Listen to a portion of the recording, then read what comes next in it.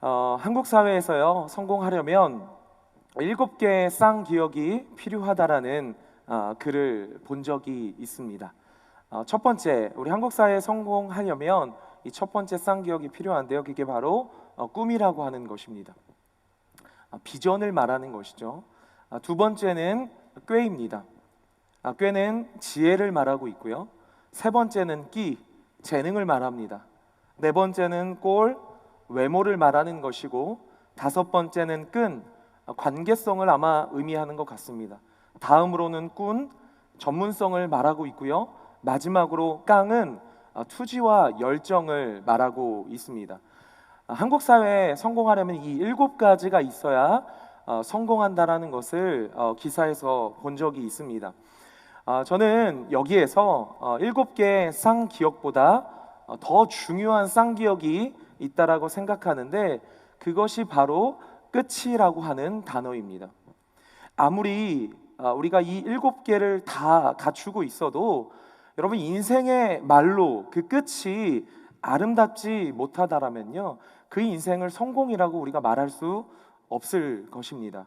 마지막이 어떻게 장식되냐에 따라서 실제로 성공과 실패가 가늠되기 때문이죠.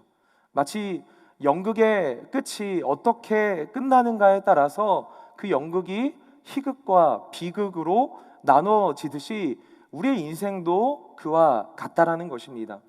비록 우리의 인생이 시작은 굉장히 미약하고 중간 과정은 굉장히 힘이 들어도 우리의 인생이 마지막이 아름답게 마친다면요, 그 인생은 희극이라고 말할 수 있을 것이고, 그러나 시작이 아무리 좋아 보여도 여러분, 그 끝이 비참하게 끝나게 되면 그 인생은 우리가 비극이라고 말할 수밖에 없다라는 것이죠. 그럼 오늘 어떻게 하면 여러분과 제가 우리의 인생을 아름답게 마무리할 수 있는지 오늘 본문을 중심으로 함께 정리해 보기를 원합니다. 오늘 말씀을 잘 듣고 여러분 순종함으로써 우리의 인생의 모든 과정뿐만 아니라 여러분의 인생의 그 마지막, 그 끝이 아름다운 인생 되시길 주님의 이름으로 간절히 축복합니다. 오늘 함께 읽은 본문은요, 이스라엘 초대 왕이었던 사울의 최후를 다루고 있는 말씀입니다. 성경을 보게 되면요, 여러분, 사울의 시작, 그 출발은 굉장히 좋았습니다. 사무엘 선지자에게 기름 부음을 받고 백성들이 막 환호하는 가운데 왕으로 등극하게 되죠. 더구나 하나님의 감동을 입은 많은 유력자들이 그의 팀에 합류하여서 그의 왕권이 아름답게 견고하게 세워져 갑니다. 그렇기 때문에 암몬 전쟁과 또 블레셋과 아말렉 족속들 전쟁 가운데 승리하며 그들을 무찌르며 이스라엘의 국권이 아름답게 든든하게 세워져 갑니다. 이와 같이 유능했고 공로도 많이 세웠던 사울인데, 여러분, 오늘 31장을 보면요, 그의 인생의 마지막이 너무 비참하다라는 것입니다. 오늘 우리가 읽었던 본문 1절을 보면요, 사울 왕의 마지막 전투가 길보아 전투라는 걸 우리가 알 수 있습니다. 그리고 여기서 그의 모든 군대가 전멸합니다. 2절을 보면요, 그의 세 아들마저 죽임을 당하게 됩니다. 나아가 3절을 보면요, 사울 본인도 화를 당하죠. 그래서 화를 맞고 중상을 입게 되었습니다. 중상 가운데 사울이요, 이방인들에게 짓밟힐 것을 두려워한 나머지 사실은 스스로 자결을 선택합니다. 칼 위에 자기 몸을 던져 죽음을 선택하는 이런 최후의 모습을 우리가 보게 되는 것이죠. 여러분, 여기서 끝나지 않습니다. 여러분, 우리가 읽지는 않았지만 우리 31장 8절에서 10절 말씀을 보면요, 사울의 시신을 블레셋 사람들이요 목을 베고 그의 갑옷을 블레셋 땅 사방에 보내어 그의 이름을 능멸했고, 그의 시체 또한 벳산 성벽에 못을 박아서 수모를 당하게 되는 겁니다. 여러분, 이처럼 사울의 비참한 최후가 어떻게 주어진 것일까요? 여러분, 사울이 능력이 부족해서 이와 같은 최후를 맞이한 것일까요? 재능이 부족했습니까? 그에게 권세가 부족했습니까? 그렇지 않습니다. 사울은 이스라엘 초대 왕으로 능력도 많았고 힘도 많았고 모든 걸 갖추고 있었던 사람입니다. 우리가 아까 서두에 이야기했던 그 7가지를 다 가졌다라고 해도 많은 것을 소유한 사람이 바로 사울이었습니다. 그럼에도 불구하고요, 이렇게 그의 인생을 비참하게 막을 내린 이유는요, 그가 하나님의 주권을 무시하고 자신이 주도하는 인생을 선택했기 때문입니다. 그래서 그는 결정적인 순간마다 잘못된 선택을 하게 되는 것입니다. 하나님의 뜻을 택하기보다 자신의 욕망을 선택하며 살아갑니다. 이것이 쌓이고 쌓인 결과 마지막 결말이 비참하게 끝나게 되는 것이죠. 사랑하는 성도 여러분, 우리의 인생도 마찬가지입니다. 우리의 인생이라는 건요, 매일매일 선택을 통해 살아간다라고 할 수 있죠. 우리가 선택한 그것이 모이고 모여서 마지막을 결정하는 것입니다. 그렇기에 매일의 선택을 하나님 안에서 하는 것이 너무 중요하다라는 거예요. 여러분, 이런 측면에서 저와 여러분이 하반기를 시작하는 이때 다시금 어떠한 삶의 길을 선택하며 살아가야 되는 것인지 잘 확인하고, 내가 주도하는 인생이 아니라 하나님이 주도하는 인생이 되어 올해뿐만 아니라 여러분, 우리의 인생의 그 마지막을 아름답게 장식할 수 있는 여러분 되기를 주님의 이름으로 간절히 축원드립니다. 여러분, 본문에 소개된 사울을 통해서 우리가 아름다운 인생을 마무리하기 위한 지혜 3가지를 한번 살펴보길 원합니다. 첫 번째입니다. 우리의 인생이 아름답게 끝나기 위해서는 첫 번째, 하나님을 존중하는 인생을 살아야 합니다. 다시 말해, 하나님 자신의 결정과 주권을 존중해야 여러분, 우리의 인생이 아름답게 만들어져 갈 수 있다라는 뜻입니다. 여러분, 사울의 경우를 보면요, 사울이 하나님을 믿지 않은 것은 사실 아닙니다. 그도 하나님을 인정했고요, 제사를 드리기도 했습니다. 그런데 그의 문제가 무엇입니까? 중요한 순간이 왔을 때 그는 하나님의 뜻을 선택하지 않았습니다. 자신의 욕망이 하나님 뜻보다 더 앞섰다라는 거예요. 이와 같이 사울이 하나님의 뜻을 존중하는 것이 아니라 자신의 욕심을 따라 살아왔기 때문에 결국 하나님이 그를 버릴 수밖에 없게 되는 것입니다.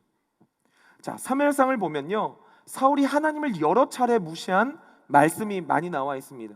사무엘상 13장 9절을 보면요, 이 블레셋과 믹마스 전투 때 사울이 자기 손으로 번제를 드렸다라고 이야기합니다. 여러분, 제사라고 하는 건요, 아무나 드릴 수 없습니다. 하나님이 정하신 제사장을 통해서 이 제사가 드려져야 되는 것인데, 그 당시 제사장을 맡았던 사무엘이 도착하기 전에 사울이 자기 손으로 번제를 드린 것입니다. 여러분, 이건 하나님의 법도를 무시한 것뿐만 아니라 궁극적으로 하나님을 무시한 행동이라고 할 수 있는 것이에요.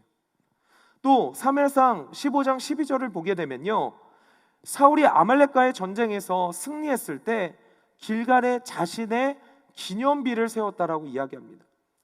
여러분, 전쟁은 누구 때문에 승리한 것입니까? 하나님입니다. 그러면 그 영광은 철저히 하나님의 것인데, 하나님은 뒷전해주고 자신을 높이 하기에 기념비를 세웠던 것 역시 사울이 하나님을 무시하고 있는 행동이었습니다. 무엇보다 우리가 너무 잘 알고 있는 사무엘상 15장 22절에 23절을 보면요, 결정적으로 하나님이 사울을 버린 이유에 대해서 기록하고 있습니다.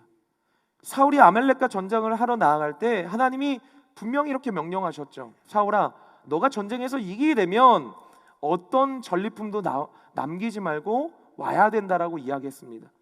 그런데 사울이 이 말씀을 무시하고 양과 소떼들을 남겼죠. 이 모습을 보고요, 하나님이 다음과 같이 사무엘을 통해 책망하십니다. 우리 한번 22절 23절 한번 같이 읽겠습니다. 시작. 사무엘이 이르되 여호와께서 번제와 다른 제사를 그의 목소리를 청정하는 것을 좋아하심같이 좋아하시겠나이까. 순종이 제사보다 낫고 듣는 것이 순양의 기름보다 나으니 이는 거역하는 것은 점치는 죄와 같고 완고한 것은 사신 우상에게 절하는 죄와 같음이라. 왕이 여호와의 말씀을 버렸으므로 여호와께서도 왕을 버려 왕이 되지 못하게 하셨나이다 하니. 아멘. 여러분, 이것이요 사울 왕이 패망하게 된 결정적인 이유입니다. 하나님이요 사울을 먼저 버린 것이 아니에요. 사울이 하나님을 멸시했기에, 그가 그의 인생 가운데 하나님을 존중하지 않았기에 하나님도 그를 버리게 된 것입니다. 여러분, 우리 모두의 인생의 주권을 계신 분이 누구이십니까? 하나님이십니다. 그 하나님을 무시하고 내 마음대로 산다면 여러분, 우리의 인생이 어떻게 아름다울 수 있겠습니까?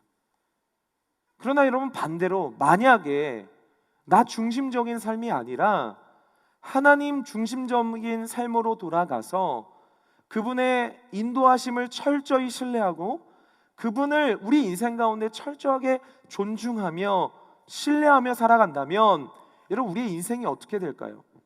사무엘상 2장에 보면요 한나라고 하는 한 자매가 등장합니다. 우리가 잘 아는 것처럼 아이를 갖지 못했죠. 항상 분인나에게 상처를 받는 힘든 인생을 살아갔습니다. 그랬던 한나가요 실로에 있는 하나님의 성전에 나아가 기도하기 시작합니다. 그때 하나님께서 기도를 들으시고 아이를 갖게 하시고 사무엘이라는 소중한 아들을 안겨주시죠. 그때 아들을 갖게 된 한나가 사무엘상 2장 6절 7절을 통해서 이런 고백을 드립니다. 제가 한번 읽어드리겠습니다. 여호와는 죽이기도 하시고 살리기도 하시며 스올에 내리기도 하시고 거기에서 올리기도 하시는도다.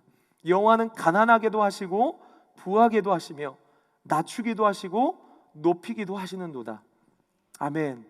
여러분, 쉽게 표현하면요 성공과 실패가 하나님께 달려있다는 것입니다.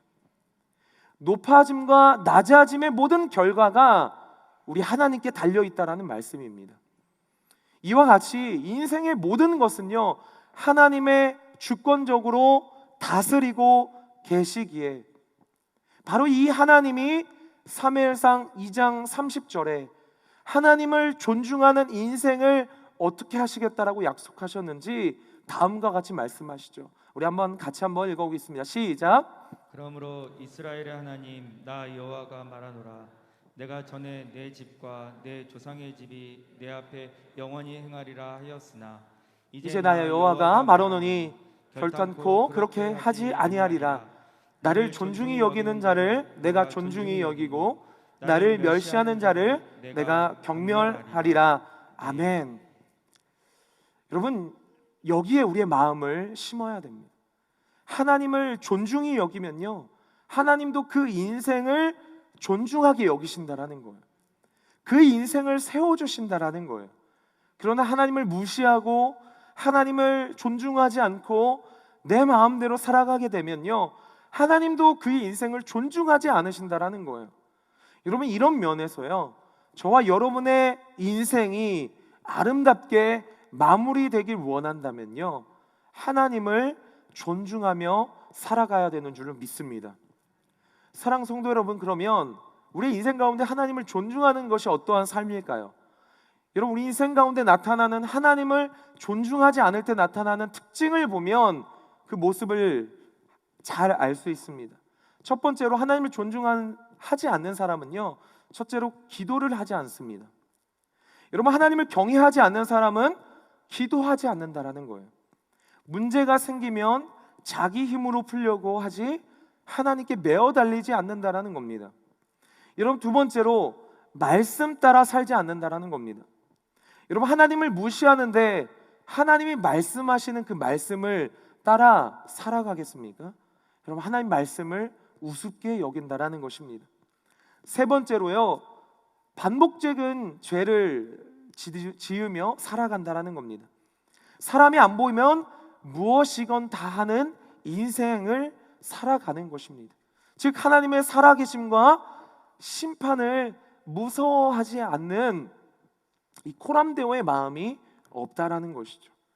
네 번째로 하나님을 존중하지 않는 자는요 예배를 경시한다라는 겁니다. 다른 모든 일을 다 하고 시간이 남으면 예배를 드리면 된다라고 생각하는 사람들이 있다라는 거예요. 예배라고 하는 것을 종교적인 행위로 생각하는 분들이 있는 겁니다. 여러분, 이건 굉장히 위험한 생각이죠. 여러분, 예배는 종교 행위가 아니라 여러분, 예배는 우리의 생명과도 같은 것입니다. 예배는 하나님을 만나는 시간이에요. 이것이 무너지면 내 삶의 모든 것이 무너지게 되는데, 예배를 경시하고 하나님을 경시하는 사람들이 있다라는 거예요. 반대로 힘들고 어렵지만 하나님을 경외하며 예배할 때 마음을 다하고 뜻을 다하고 힘을 다 쏟는다라면 하나님이 그 인생을 방치해 두시지 않고 철저하게 지키시고 축복해 주시고 존중해 주신다는 사실을 여러분 말씀하고 있다라는 겁니다. 그걸 우리에게 약속하셨기 때문에 그렇습니다. 저는 여러분 한 분 한 분이 오늘 이 말씀을 통해 여러분 하나님을 존중하는 인생 되시길 주님의 이름으로 간절히 축복합니다. 그럴 때 우리의 인생의 끝이요 아름답게 마무리가 될 수 있다라는 겁니다. 두 번째로 우리의 인생을 아름답게 마무리하기 위한 지혜 두 번째는요, 여러분 바른 것을 심어야 된다라는 겁니다. 여러분 사울의 경우를 보면요, 사울의 인생이 불행할 수밖에 없었던 이유를 그의 일생 가운데 들여다보면 그 원인을 알 수 있습니다. 여러분 사울의 일평생 거의 대부분을 여러분 어디에 소비하고 있는 줄 아십니까? 사무엘상 18장 29절을 보면요, 사울이 평생 동안 다윗을 대적하는데 그의 모든 것을 투자하고 있다는 걸 보게 됩니다. 자신에게 주어진 왕권도, 자신에게 주어진 모든 군사력도, 자신에게 주어진 모든 시간과 에너지와 기회를 다 동원해서요 다윗을 증오하고 미워하고 그를 죽이는 데 사용했다라는 것입니다. 이러면 이것만큼 불행한 인생이 없다라는 거예요. 사울이요 심지어 증오심으로 말미암아 제사장 85명이라는 무고한 사람을 죽이는 일도 자행했습니다. 이 높 지방에 살고 있는 85명을요 이 도액이라는 사람을 시켜서 쳐 죽이는 일을 하게 되는 것이죠. 왜 그렇습니까? 딱 한 가지 이유 때문입니다. 그들이 다윗을 도왔기 때문입니다. 무고한 사람 85명을 그가 죽여버리는 거예요. 여러분 이렇게 살았던 사람의 인생의 결과가 어떻게 아름답게 마무리될 수 있습니까? 평생 열등감과 증오와 분노 감싸게 살아간 자가 어떻게 그의 인생에 좋은 열매를 거둘 수 있겠냐라는 거예요. 여러분 이런 의미에서 우리의 인생의 마무리에 아름다운 열매가 맺혀지길 원한다면요, 성도 여러분 우리의 매일매일 삶 가운데 아름다운 것을 심으며 투자하며 살아가야 되는 줄 믿습니다. 여러분의 일생 가운데 사랑을 심으시길 바랍니다. 여러분 축복을 심고 용서를 심는 여러분의 삶이 되길 축복합니다. 우리가 아름다운 것을 심게 되면 여러분 맺게 될 열매도 아름다운 것이 될 수밖에 없다라는 거예요. 여러분 그래서 사도 바울은요 갈라디아서 6장 7절 8절에 이런 지혜의 말씀을 우리에게 전달하고 있습니다. 우리 한번 같이 한번 읽어보겠습니다. 시작. 스스로 속이지 말라. 하나님은 업신여김을 받지 아니하시나니 사람이 무엇으로 심든지 그대로 거두리라. 자기의 육체를 위하여 심는 자는 육체로부터 썩어질 것을 거두고 성령을 위하여 심는 자는 성령으로부터 영생을 거두리라. 아멘. 여러분 심은 대로 거둔다라는 것 꼭 자연만의 원리가 아닙니다. 여러분 이건 영적의 원리이기도 하는 거예요. 여러분 미움을 심었는데 어떻게 우리 인생 가운데 사랑을 거둘 수 있겠습니까? 여러분 우리 인생에 바른 것을 심어야, 영적인 것을 심어야, 영원한 것을 위해 우리의 삶을 심어야 아름다운 열매를 우리의 인생 가운데 맺혀지게 되는 거예요. 여러분 우리 전반기의 인생을 돌아봐도, 또 여러분 한평생 우리의 인생을 돌아봤을 때 여러분 나는 하나님 앞에 무엇을 심고 살아왔는지를, 어떤 걸 심으며 달려왔는지를 여러분 돌아볼 수 있어야 됩니다. 혹시라도 내 인생 가운데 아직까지 하나님 기뻐하시지 않는 더러운 것들, 거룩하지 않는 것들, 분노와 증오심과 거짓과 미움을 심고 있다면 여러분 우리는 그와 같은 행동을 멈추어야 된다는 겁니다. 지금이라도 하나님 기뻐하시는 그 모든 것들을 심는 대신에 여러분 성령을 위해 심는 자가 되어야 되는 줄 믿습니다. 그러면 우리의 인생 가운데 성령의 열매를 누리게 되는 것이죠. 진리를 심고 사랑을 심고 여러분 그것을 누리게 되는 겁니다. 결과적으로 인생에 하나님의 영광된 삶을 우리가 살아갈 수 있게 되는 것이죠. 여러분 미국을 대표하는 복음주의 목사님 중에 이 존 파이퍼라는 목사님이 계십니다. 이분이 여러 책을 쓰셨지만 그 책 중에 한 일화가 담겨져 있는데요. 한 번은 사모님과 크게 싸웠던 이야기가 담겨져 있습니다. 얼마나 화가 났는지 크게 소리친 다음에 밖으로 뛰쳐나왔는데 자신도 모르게 이렇게 쓰레기통을 갖고 나오셨다라는 것이죠. 혹시 다시 돌아갔을 때 쓰레기 비우러 나갔다라는 변명하려고 들고 나왔는지는 모르지만 이렇게 대판 싸우고 나서 분을 잠시 삭히고 이 하늘을 쳐다봤다라고 하는 거예요. 하늘을 쳐다봤는데 자기 마음속에 이런 하나님의 음성이 들려오는 것 같았다라고 합니다. 하나님께서 자기에게 주신 그 하늘은요 저렇게 맑고 아름다운데 이 자신의 심령 가운데 이 분노라는 이 미움이라고 하는 쓰레기가 있다는 사실을 발견하고 존 파이퍼 목사님은 그 자리에서 회개를 했다라고 하는 겁니다. 그리고 즉시 자기의 집으로 돌아가서 사모님께 용서를 구하고 화해를 했다라는 일화가 한 책에 담겨져 있는 것을 본 적이 있습니다. 사랑하는 성도 여러분, 여전히 우리 마음 속에는요 여전히 이와 같은 쓰레기와 같은 것이 남아 있는지도 모릅니다. 해결하지 못한 증오심이 아직 남아 있는지도 모르고요. 여전히 쓴뿌리와 죄악이 남아 있다라면요.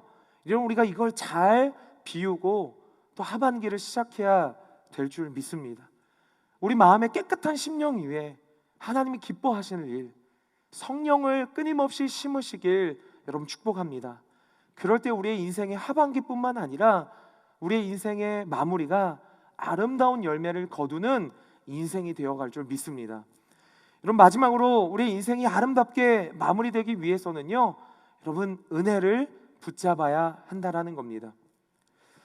여러분 우리가 인생을 살아가면서 우리가 누구도 완벽하게 살아갈 수 있다면 아마 은혜가 필요 없을지 모릅니다. 그런데 우리 모두가 인정하는 것처럼 우리 가운데 완벽하게 살아갈 수 있는 사람은 아무도 없죠. 다 실수하고 또 실패의 흔적들을 남기며 우리의 인생이 살아갑니다. 그런데 여러분 참 감사하게 하나님은 이와 같은 우리를 위해서 다시 회복할 수 있는 기회를 주신다는 사실을 여러분 꼭 기억했으면 좋겠습니다. 내가 아무리 잘못을 범했을지라도 실수했을지라도 우리가 하나님께 돌아가서 회개를 하면 하나님은 다시 시작할 수 있는 은혜의 기회를 우리에게 주신다는 사실이죠. 그러므로 우리의 인생이 과정도 바르고 우리의 인생이 마지막도 아름답게 되려면요 여러분 결단코 하나님의 은혜를 놓쳐서는 안 되는 겁니다. 여러분 오늘 본문에 소개된 이 사울의 케이스를 보게 되면요 여러분 하나님께서 사울에게 여러 번 기회를 주셨다라는 그 은혜의 기회가 있었다라는 것을 보게 됩니다. 예를 들면요 그가 이 믹마스 전투에서 실수했을 때 사무엘이 그를 책망합니다. 사실 여러분 책망이라는 것, 하나님의 책망이라는 건요 돌이킬 수 있는 기회가 되는 겁니다. 그때라도 사울이 잘못했다, 하나님이 잘못했습니다 인정하고 다시 하나님께 나아간다라면 하나님 반드시 회복시켜 주셨을 거예요. 그러나 성경을 보면요 사울이 변명만 늘어섰습니다. 블레셋 사람들이 믹마스에 모여 우리를 공격하려 할 때 사무엘 당신은 여기에 없었습니다. 그래서 부득이 내가 번제를 드릴 수밖에 없었습니다. 변명을 늘어놓습니다. 아말렉 전투 때도 똑같았습니다. 하나님이 사무엘을 통해서 책망하십니다.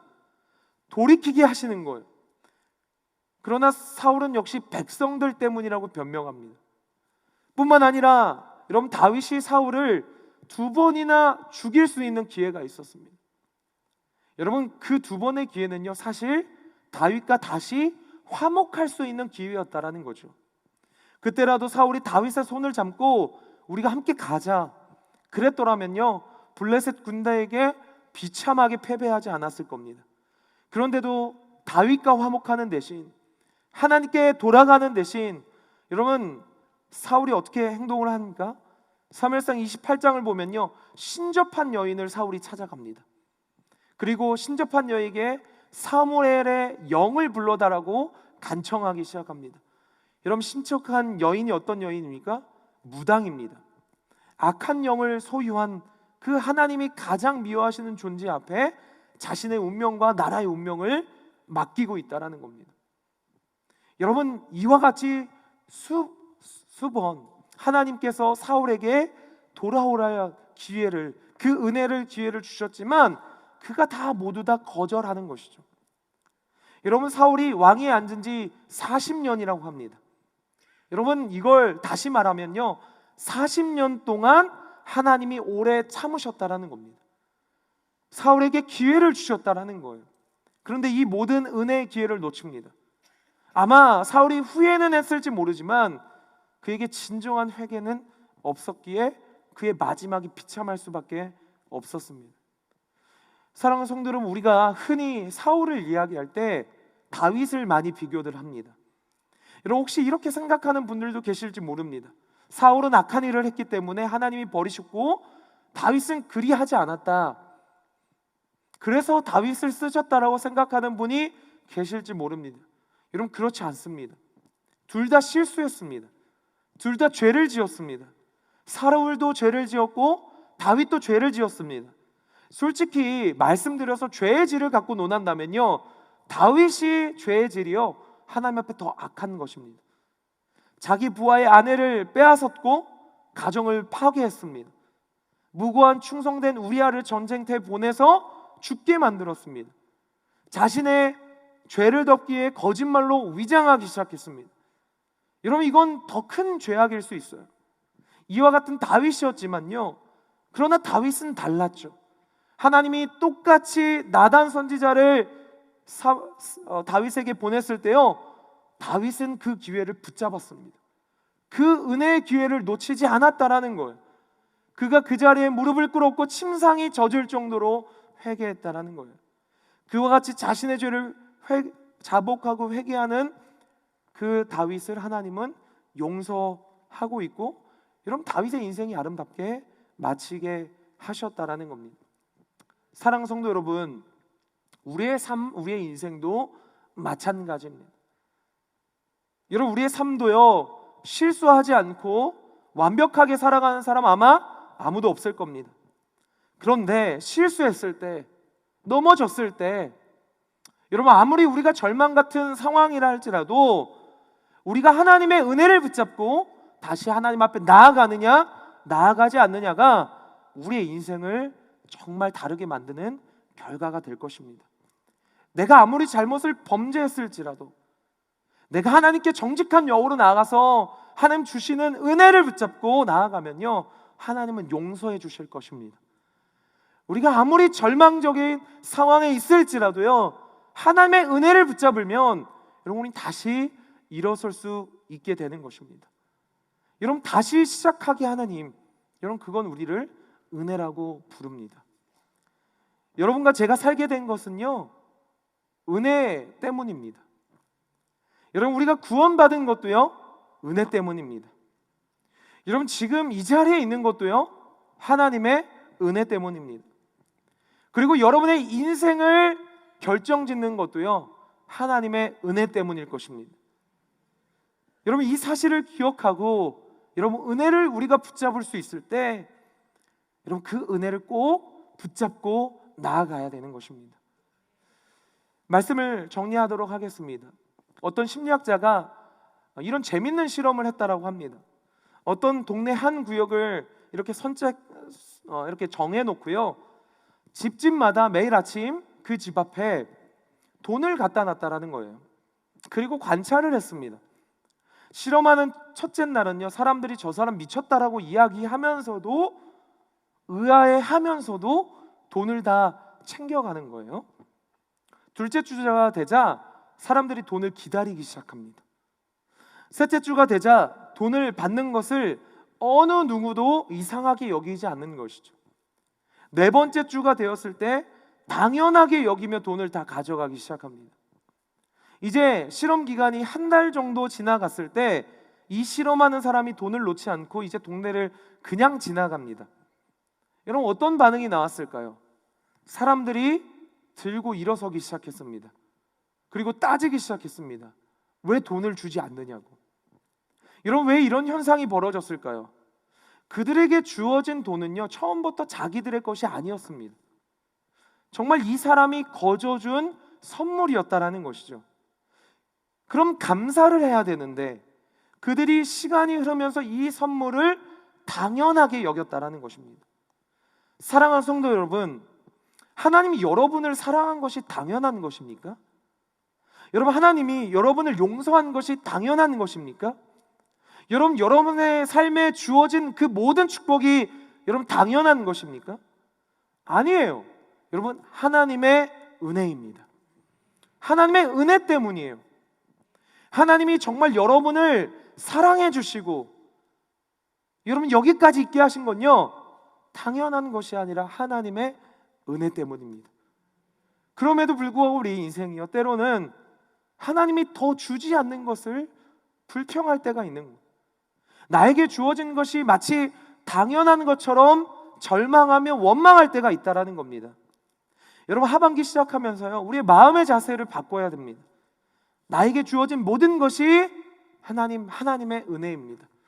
하나님 당연한 것 아닙니다. 지금까지 당연하게 여겼던 모든 것들이 하나님 당연한 것이 아니라 하나님 은혜 때문입니다.